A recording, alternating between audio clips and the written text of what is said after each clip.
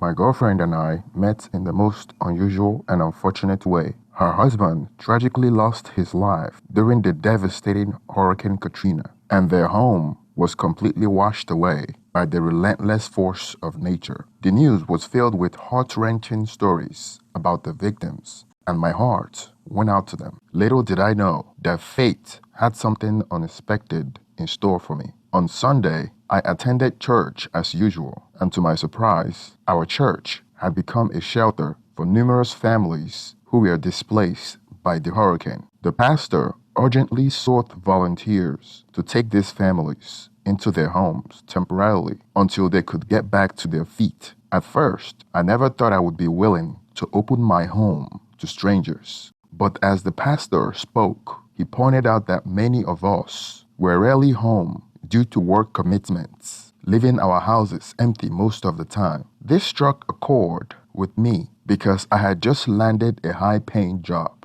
as a physician assistant, which kept me working long hours, sometimes spending days away from home. Reflecting on my situation, I realized I had recently purchased a spacious 3-bedroom, 2-bathroom house. With my hectic work schedule, it seemed logical to help those in need by allowing a couple of people to stay with me for a few months. In my mind, they would occupy the empty space while I continued my demanding job, and I wouldn't even notice their presence. Besides, I believe that the universe will reward me for my good deeds. Perhaps this act of kindness would lead to positive outcome in my own life. At that time, I was a 29-year-old single man who had faced challenges in the dating world. I had tried dating, but it seemed like the women I desired didn't reciprocate, and those I managed to connect with turned out to be incompatible in some way. So I decided to embrace the solitude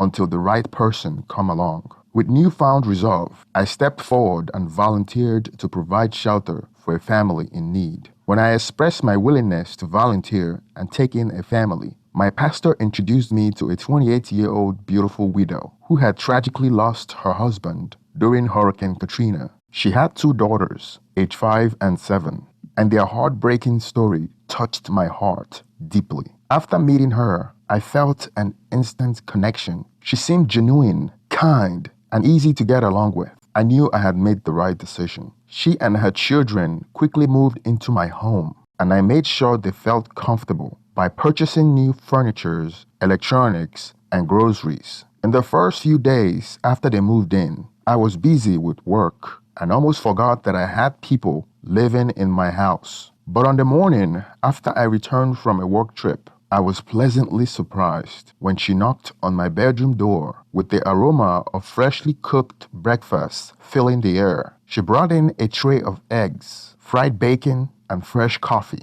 and her warm smile melted my irritation I had for being woken up. Breakfast in bed was a rare treat that I hadn't experienced since childhood, but now it became a common occurrence thanks to her caring nature. She treated me like a king, going above and beyond to make sure I was well taken care of, even tying my laces before I headed out for work. Her children were incredibly well behaved and respectful, addressing me as yes sir with reverence. They soon started calling me dad, and I wasn't sure how I felt about that. I have fallen in love with them and hope to adopt them in the future. In addition to taking care of me, she also diligently cleaned the house every morning and prepared delicious breakfast and lunch using the money I provided for groceries. Soon after settling, she managed to find a job, which was a sign of her determination to stand on her own feet again. As weeks turned into months, she became more than just a guest in my house. She felt like family. We developed a deep bond,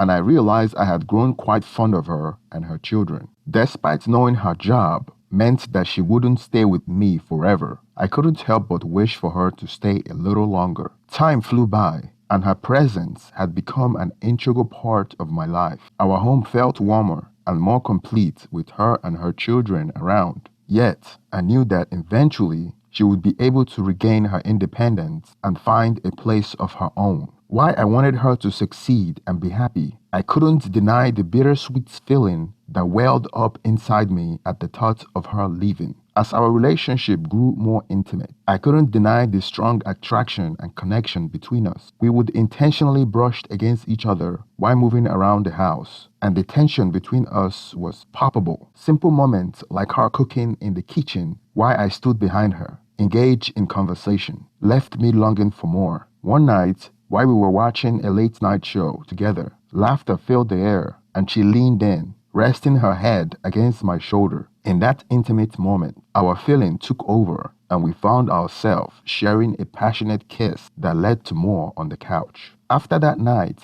she became more than just a woman taking shelter under my roof. Our physical intimacy deepened, and I cherished the time we spent together. However, she continued to reside in the guest room, perhaps unsure of where our relationship was heading. Despite our closeness, she had her reservation, and I respected her boundaries. 3 months passed as she secured a job as a cashier at a local grocery store, which was a significant step towards her independence. Still, I willingly took care of the financial aspect, covering all the expenses, while she used her earnings to provide for her children's daycare and clothing needs. It felt like a partnership built on love and understanding, and I was more than willing to support her as she rebuilt her life. As Christmas approached, I invited her and her children to spend the holiday with my family. I introduced her as my girlfriend, and to my relief, my mother welcomed her warmly. She was fond of her and her kids, but during a private moment, my mother shared her concern with me. She reminded me of her children from a previous marriage and advised me to consider finding a partner without such responsibilities. Her words caused me to reflect on our relationship and the challenges that lay ahead. It was true, this relationship was different from anything I had experienced before. It wasn't just about us, but also about embracing her children as part of my life. Despite my mother's words of caution, I couldn't ignore the strong bond we share and the love I felt for both her and her kids. As I spoke with my mother about my girlfriend and her children, I understood that her concerns came from a place of love and wanting what she believed was best for me. I assured her that I appreciated her care and advice, but I couldn't ignore the love I had found with this incredible woman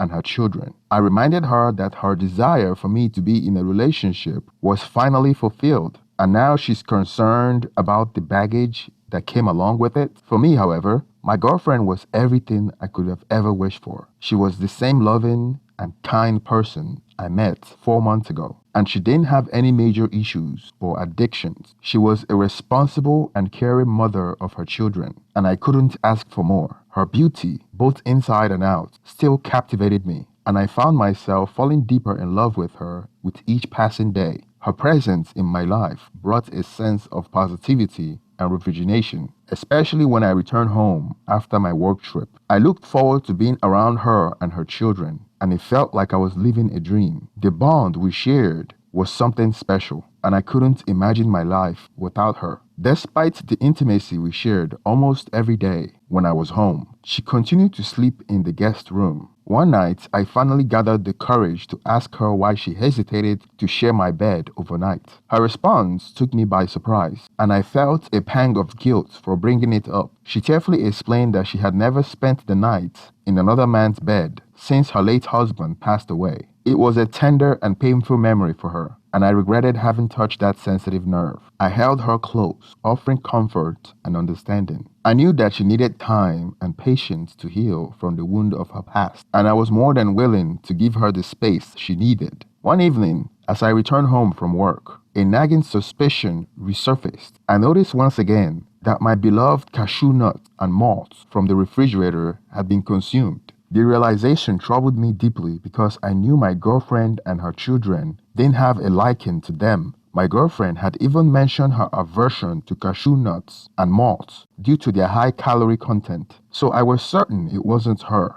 Not wanting to make a big fuss about it, I resisted the urge to interrogate her. Instead, I playfully questioned her 7-year-old daughter, as I often did during our fun interaction. To my surprise, she mentioned a name I had never heard before, accusing that person of being the culprit behind the disappearing snacks. Initially, I took it as one of our light-hearted banter sessions, but her serious tone and the way she provided intricate details left me taken aback. According to her, this person would visit my house whenever I was away for work and even stay overnight with my girlfriend, her mother. She expressed her dislike for him, and I felt a wave of shock wash over me. The implication of her words were startling, and it was something I had never even considered. The thoughts of my girlfriend being unfaithful was beyond anything I could have imagined. I trusted her completely, and the idea of her cheating on me seemed like an impossibility. I grappled with a mixture of emotion, and from disbelief to anger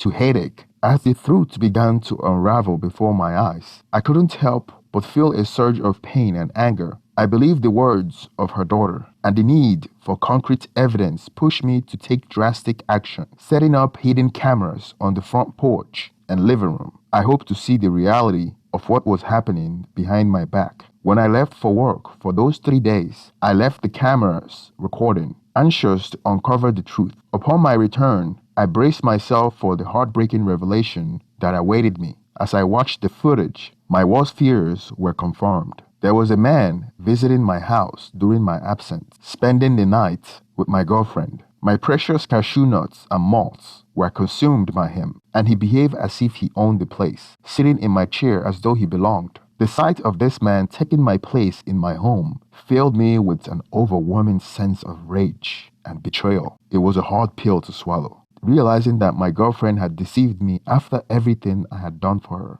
My heart shattered into pieces, and I felt foolish for trusting her so completely. In the aftermath of the discovery, I couldn't bring myself to confront her immediately. The pain and the devastation I felt were too raw. I needed time to process the betrayal and come to terms with the harsh reality. I struggled to understand why she would choose to hurt me in this way, knowing how much I had invested emotionally and physically in our relationship. The days that followed were filled with emotional turmoil and soul-searching. I found it difficult to fathom the person she had become and why she had chosen to betray the love we shared. My mind replayed our time together, trying to pinpoint any signs of her infidelity, but it only left me feeling more confused and hurt, feeling delusioned and jaded towards women. I had mentally withdrawn from the relationship when I finally gathered the courage to confront her about the hidden camera footage. Emotions ran high. I called her into my room and showed her the incriminating video. Tears streamed down her face, and she pleaded with me, admitting she didn't want me to find out this way. In a flood of emotion, I demanded to know who the man in the video was. She claimed he was her ex-boyfriend from New Orleans, someone who had also escaped the flood and was staying at a halfway house. My confusion deepened as she revealed that he would come to my home when I was away. I was taken aback because she had previously told me that she had never spent the night with another man other than her late husband. It was now evident that her statement was nothing more than a lie. The revelation that her husband never existed shattered another truth I had held dear. As she continued to confess, it came to light that she had become pregnant at a young age, and the father of her children had abandoned them. I questioned her about why she lied about her husband's passing, and her response shocked me to the core. She admitted that she had noticed that people sympathized with her when she shared her fictional story of her husband's death. At that moment, I felt lost and confused, realizing that I don't truly know the woman I had let into my life and my home.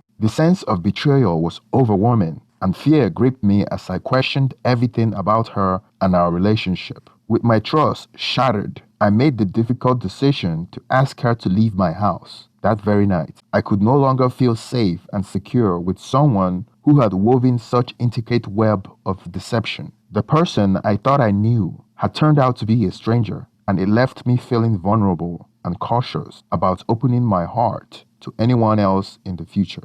The revelation about her deceit left me torn between my emotions and my responsibility toward her 2 daughters. Though I wanted to kick her out that very night, I couldn't bear the thought of leaving her children homeless. My heart ached for them, and I couldn't turn my back on innocent lives caught in the web of her deception. Resolving to protect the children, I told her that she needed to leave my house the following day. However, I couldn't simply abandon them without a place to go. Instead, I decided to rent an extended stay for 1 month to provide them with temporary shelter and stability. The next day, as we moved her belongings, I rented a hotel for $1,240, ensuring that they had a safe place to stay for the upcoming month. It was a gesture born of compassion for her daughters, rather than any lingering affection for her. If it had been solely about her, I would have sent her away that very night without hesitation. Watching them go was heart-wrenching, as I had grown attached to her daughters and had come to see them as my own. They were innocent victims in this situation, and I couldn't bear the thought of them suffering for their mother's manipulation. It was a difficult decision, but I thought it was the right one. Reflecting on the situation, I couldn't help but wonder if her feelings for me had been genuine or part of her elaborate web of lies. The uncertainty weighed on me, but I found solace in the fact that I had discovered the truth before things went any further.